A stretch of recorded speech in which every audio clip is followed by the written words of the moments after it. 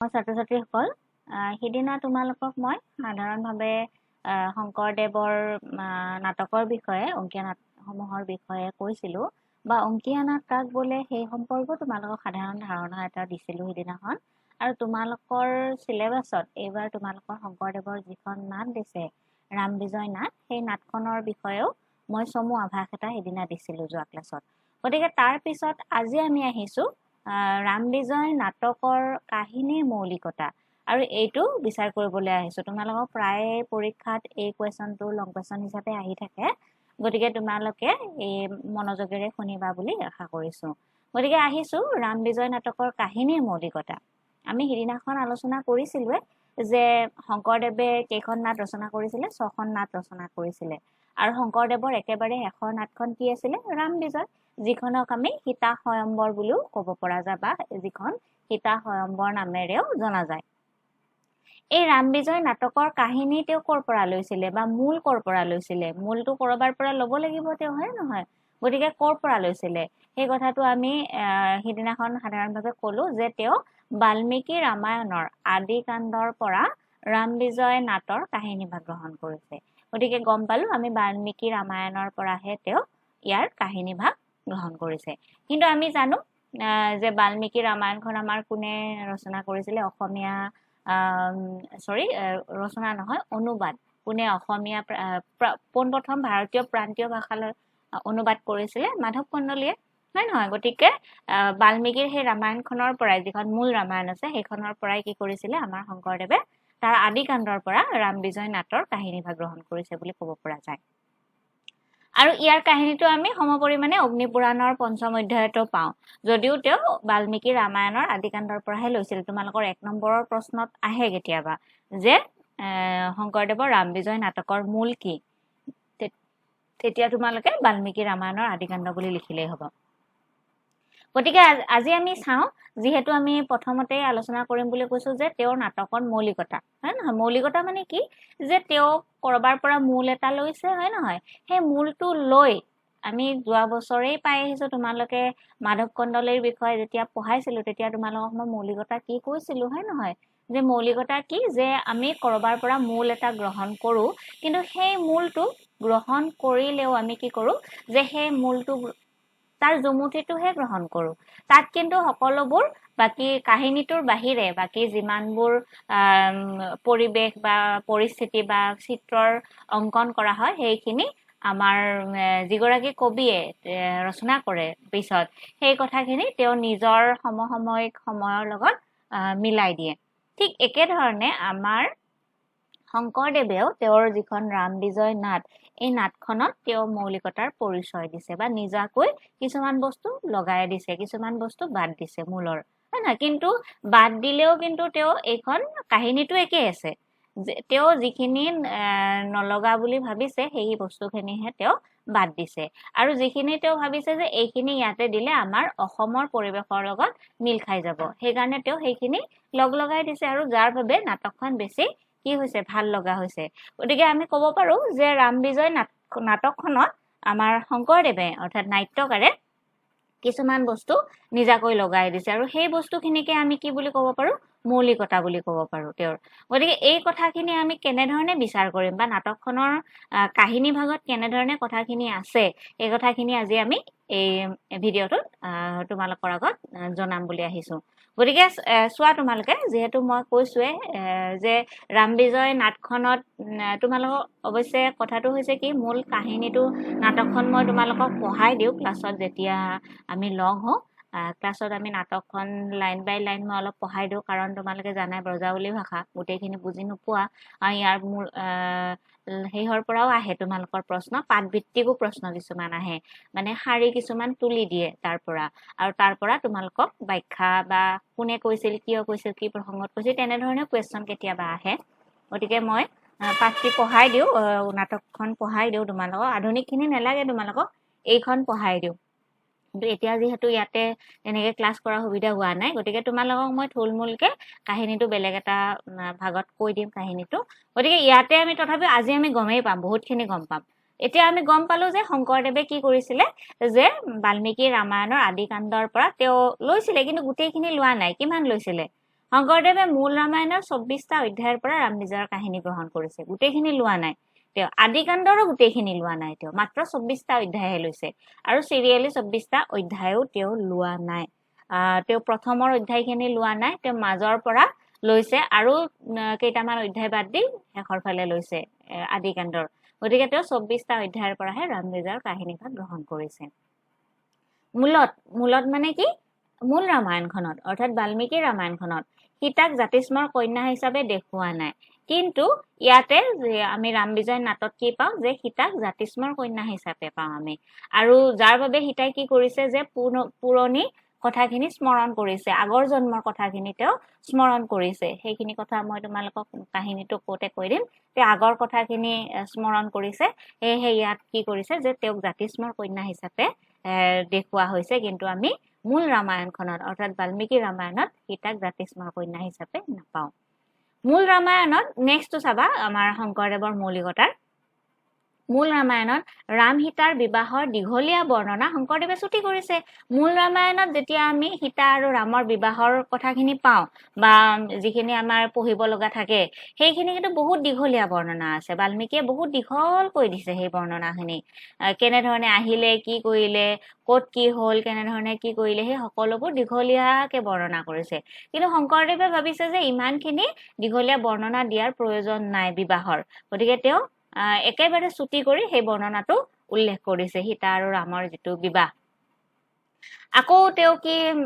মৌলিকতা প্ৰয়োজন ইয়াতে তেওঁ ছুটি কৰিছে মানে কি তেওঁ কি কৰিছে যে ইয়াৰে আমাৰ মূল ৰামায়ণৰ পাঠ কিছুমান তেওঁ কাটি দিছে কিন্তু কাটি দিলেও আমি কিন্তু কাহিনীটো ধুনীয়াকে গম পোৱা হৈছে গতিকে সেইখিনি নিশ্চয় তেওঁৰ দৃষ্টিত অপ্ৰয়োজনীয় আছিলে সেইকাৰণে তেওঁ কাটি দিছে আৰু আমি পাওঁ যে মূল ৰামায়ণত আমি ৰাম সীতাৰ বিবাহৰ যি হোমযজ্ঞ আছে বিবাহত যি হোমযজ্ঞ পুৰে আমাৰ ব্ৰাহ্মণ্য বিবাহত তোমালোকে জানা যে আমাৰ বিবাহ কেনেধৰণে হয় বহুতখিনি আছে আমাৰ তোমাৰ পলুৱাইনীয়া বিবাহো আছে আমাৰ ৰাক্ষসী বিবাহো আছে হোমযজ্ঞ বিবাহ আছে যিটো আমাৰ তোমাৰ ব্ৰাহ্মণ্য সমাজত প্ৰচলিত গতিকে হোমযজ্ঞ মহৰ্ষি বশিষ্ঠই সম্পন্ন কৰিছিলে যিখিনি সীতা আৰু ৰামৰ বিয়া তাত হোমৰ পুৰোহিতৰ কামখিনি সেই কামখিনি কোনে কৰিছে মহৰ্ষি বশিষ্ঠই কৰিছিলে কিন্তু নাটত আমি কি পাওঁ যে এই কামখিনি কোনে কৰিছে বিশ্বমিত্ৰই কৰিছে বিশ্বমিত্ৰই কিয় কৰিছে যে বিশ্বমিত্ৰই ৰাম আৰু সীতাক পলে লৈ আহিছিলে যে ৰাম আৰু লক্ষ্মণক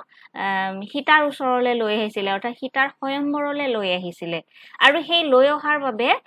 তাৰ আগতেও তেওঁলোকৰ যিখিনি পূৰ্বৰাগ সীতা আৰু ৰামৰ যিখিনি পূৰ্বৰাগ মানে লগ হোৱাৰ আগত শৃংগাৰ বুলি কোৱা হৈছে ইয়াতে পূৰ্বৰাগ যদিও আমি পাওঁ যে শংকৰদেৱৰ নাটকৰ মূল উদ্দেশ্য বৈষ্ণৱ ধৰ্ম প্ৰচাৰ কৰাহে কিন্তু ৰামবিজয় নাটত আমি পূৰ্বভাগটো পাওঁ শৃংগাৰ একদম সম্পূৰ্ণ শৃংগাৰ নাপাওঁ পূৰ্বভাগটোহে পাওঁ অকণমান দেখিবলৈ পাওঁ আৰু প্ৰাৰম্ভিক অৱস্থাটো পাওঁ এই শৃংগাৰ ৰসৰ কিন্তু প্ৰাৰম্ভিক অৱস্থাটো আমাৰ নাটখনত দেখা পোৱা যায় যেতিয়া তেওঁলোক স্বয়ম্বৰত লগ হৈছে সীতাই তোমাৰ হৰধনু ভাঙিছিলে গমেই পোৱা ৰামে হৰধনু ভাঙিছিলে আৰু সেই হৰধনু ভঙাৰ পিছতে সীতাক কি কৰিছিলে যে বিয়া পাতিছিলে সীতাই ৰামৰ ডিঙিত মাল্য অৰ্পণ কৰিছিলে নিজৰ প্ৰতিবৰণ কৰিছিলে সীতাই আৰু এইখিনি হোৱাৰ বাবে অৰ্থাৎ ৰাম আৰু লক্ষ্মণে অৰ্থাৎ কি সীতা স্বয়ম্বৰলৈ যোৱাৰ আগতে তেওঁলোক দুগৰাকীৰে মনত অৰ্থাৎ এইফালে ৰাম আৰু এইফালে সীতা দুগৰাকীৰ প্ৰতি এটা প্ৰেম ভাৱ জগাই তুলিছিলে যে সীতাক কোৱা হৈছিলে যে ৰাম বহুত ধুনীয়া বলৱান বা বাকী সকলোবোৰ প্ৰজা চম্ভালিব পৰা সকলোবোৰ গুণ আছে ৰজা হ'ব পৰা আকৌ এইফালে তোমাৰ ৰামক কৈছিলে যে সীতা ৰূপৱতী গুণৱতী গতিকে দক্ষ ৰাণী এগৰাকী হোৱাৰ বাবে ৰাজৰাণী হোৱাৰ বাবে তেওঁ দক্ষতা সকলোবোৰ আছে গুণৰ অধিকাৰী সেইখিনি পূৰ্বৰাগ জগাই তুলিছে কিন্তু এইখিনি কথা আমি মূল ৰামায়ণখনত নাপাওঁ আমাৰ শংকৰদেৱে ভাবিছিলে যে এইখিনি প্ৰয়োজন আছে সীতা আৰু ৰামৰ বিবাহৰ আগত স্বয়ম্বৰৰ আগত গতিকে তেওঁ নাটত এইখিনি কথা উল্লেখ কৰিছে গতিকে এইটো তেওঁৰ নিজা সৃষ্টি বুলি ক'ব পৰা যায় তাৰপিছত আহোঁ আমি সীতা স্বয়ম্বৰ সভাৰ বৰ্ণনা শংকৰদেৱে নিজৰ সৃষ্টি অৰ্থাৎ সীতাৰ স্বয়ম্বৰৰ সভাৰ বৰ্ণনা তাত আমি কি পালো যে অলপ আগত পইণ্ট এটাত পালো যে আমাৰ যিখন মূল ৰামায়ণ আছিলে বাল্মীকি ৰামায়ণ সেই ৰামায়ণখনত কিন্তু কি হৈছিলে যে তোমাৰ যিটো দীঘলীয়া বৰ্ণনা দিছে বিবাহৰ সেই বৰ্ণনাটো শংকৰদেৱে ছুটি কৰিছে তেওঁৰ আমাৰ ৰামবিজয় নাটখনত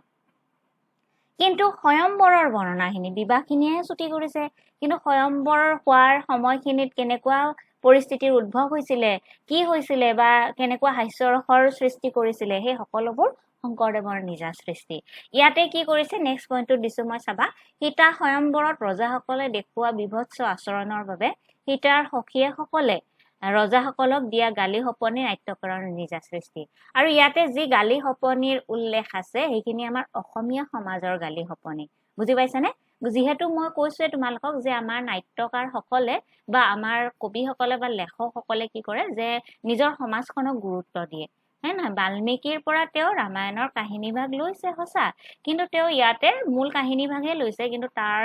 সাজ সজ্জা কৰোঁতে তাৰ বিভিন্ন পৰিস্থিতিৰ পৰিৱেশৰ বৰ্ণনা কৰোঁতে নিজৰ সমাজখনক প্ৰতিফলন কৰিবলৈ বিচাৰিছে আৰু যাৰ দ্বাৰা তেওঁ কি কৰিছে যে সীতাৰ যেতিয়া স্বয়ম্বৰ হৈছিলে তেতিয়া ৰজাসকলে বিভৎস আচৰণ দেখুৱাইছিলে মই যেতিয়া তোমালোকক নাটকখন পঢ়াম তেতিয়া কৈ দিম কেনেকুৱা আচৰণ কৰিছিলে আৰু সেই আচৰণত কি হৈছিলে সীতাৰ সখীয়েক কেইজনী আছিলে কেইজনীমান একেলগে আৰু সীতাৰ সখীয়েকসকলে সেই ৰজাসকলক গালি সপনি দিছিলে আৰু সেইখিনি কিন্তু সম্পূৰ্ণ অসমীয়া গালি সপনি আছিলে এইটো আমাৰ শংকৰদেৱৰ নিজা সৃষ্টি বা মৌলিক সৃষ্টি বুলি ক'ব পৰা যায় এতিয়া আহো নেক্সট আমি পইণ্টটোলে মূল ৰামায়ণত সীতাৰ সখীয়েক কনকাৱতী মদন মন্থৰা চন্দ্ৰাৱতী সূৰ্যৱতী আদিৰ উল্লেখ নাই এই চৰিত্ৰকেইটা একেবাৰে সম্পূৰ্ণ নিজা সৃষ্টি আমাৰ শংকৰদেৱৰ মূল ৰামায়ণত অৰ্থাৎ বাল্মীকি ৰামায়ণত সীতাৰ সখীয়েক বুলি আছে যদিও নাম নাই তাত কোনো ধৰণৰ গতিকে শংকৰদেৱে কি কৰিছে চাৰিগৰাকীৰ নাম উল্লেখ কৰিছে আমি পাঠটি পঢ়িলে গম পাম আৰু এই সখীয়েকসকলৰ নাম তোমালোকে মনত ৰাখিবা কাৰণ তোমালোকৰ 1-2 নম্বৰৰ প্ৰশ্নত এইবোৰো আহে গতিকে কি আছিলে কনকাৱতী মদন মন্থৰা চন্দ্ৰাৱতী সূৰ্যৱতী আদিৰ নাম উল্লেখ কৰিছে নেক্সট পইণ্টলৈ আহো আমি পৰশুৰাম আৰু বিশ্বমিত্ৰৰ মাজত লগা যুদ্ধৰ বৰ্ণনা নাট্যকৰৰ নিজা সৃষ্টি একেবাৰে শেষত নাটকখনৰ শেষত কি হয় যেতিয়া তোমাৰ উভতি যায় ৰাম সীতা অযোধ্যালৈ উভতি যায় বিবাহ হৈ তেতিয়া কি হয় পৰশুৰাম আৰু বিশ্বমিত্ৰ মুনিৰ মাজত এখন ভয়ানক যুদ্ধ হয় আৰু সেই যুদ্ধত পৰশুৰাম তোমাৰ যুদ্ধত কি হয় হাৰি যায় আৰু বিশ্বমিত্ৰ জিকি যায় কিন্তু সেই যুদ্ধখনত আকৌ যিখিনি যুদ্ধৰ বিৱৰণ সেইখিনি আমাৰ নাট্যকৰৰ নিজা সৃষ্টি বুলি ক'ব পৰা যায় নাট্যকৰে কাহিনীৰ দাবীত এই ঘটনাটো আমাৰ একেবাৰে নাটকৰ শেষত উল্লেখ কৰিছে গতিকে ইয়াতে তোমালোকৰ মই প্ৰায় 7-8টা মান দিলো গতিকে তোমালোকে চাই ল'বা ইয়াৰ ওপৰতো আৰু আমাৰ আছে বহুতখিনি আছে যেহেতু ইয়াতে সকলোখিনি সামৰি লোৱা তোমাৰ হেই নহয় সামৰি ল'ব পৰা নাযায় বা সামৰি